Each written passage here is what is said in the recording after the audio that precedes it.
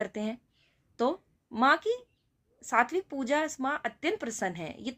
ये जो तामसिक पूजा है ये माँ के लिए नहीं है, ये नेगेटिव एनर्जीज लेती हैं सबकी पूजा। बकरा बैल जो भी बलियां लेती हैं माँ नहीं लेती है 100%।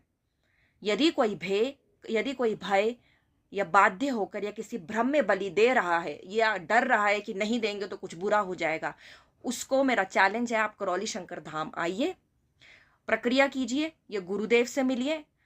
वहां आकर आपकी गारंटी है आप इस सब भय से मुक्त होंगे। आपको कोई भय नहीं लगेगा, क्योंकि ऐसी जो भी शक्तियां हैं इनकी दरबार तक कोई औकात नहीं रहती।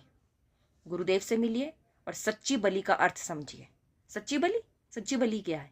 सच्ची बलि है अपने काम की, क्रोध की, अपने काम वासना की बलि दीजिए, अपनी क्रोध की बलि दीजिए, अपने लोभ की बलि दीजिए, अपनी मोह की बलि दीजिए, जो आपका अनावश्यक मोह है लोग भौतिक जगत में। मद और अहंकार की बलि दीजिए, मत्सर ईर्ष्या की बलि दीजिए, बुरी आदतें और अपनी नकारात्मकता की बलि दीजिए। ये बलि दीजिए माँ को, ये स्वीकार है।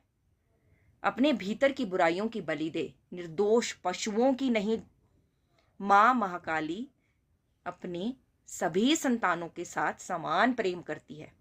माँ के नाम पर हिंसा करना पाप, महापाप, महापाप की श्रेणी में आता है। नकारात्मक ऊर्जाओं को और बढ़ाता है और कर्म बंधन में आपको और फंसाता है। और उसके बाद उसके ऊपर जो माँ का और शिव का दोनों का श्राप जो आप पे लगता है, उससे आपको कोई नहीं बचा सकता। जैसे ही आप बलि प्रथा माँ के नाम पे देते हो, तुरंत माँ का कोई वरदान नहीं, माँ का श्राप लगता है, जो असली माँ है जगत जननी का। तो श्राप से बचिए, करौली शंकर धाम आइए। कोई डर है, भय है, धाम में आइए। आप जैसे कई लोग जो बलि प्रथा देते थे अब बंद कर चुके हैं देना, क्योंकि उनको कोई भय नहीं लगता है नेगेटिव एनर्जीज से। ये सारी नेगेटिव एनर्जीज की कोई औकात भर नहीं रह जाती दरबार में।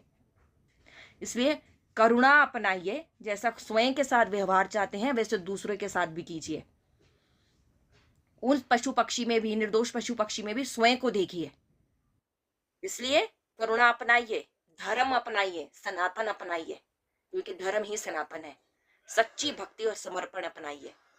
माँ को अपनाइए। असली माँ के चरणों में स्थान है केवल एकमात्र प्रेम और समर्पण का, बलि का नहीं।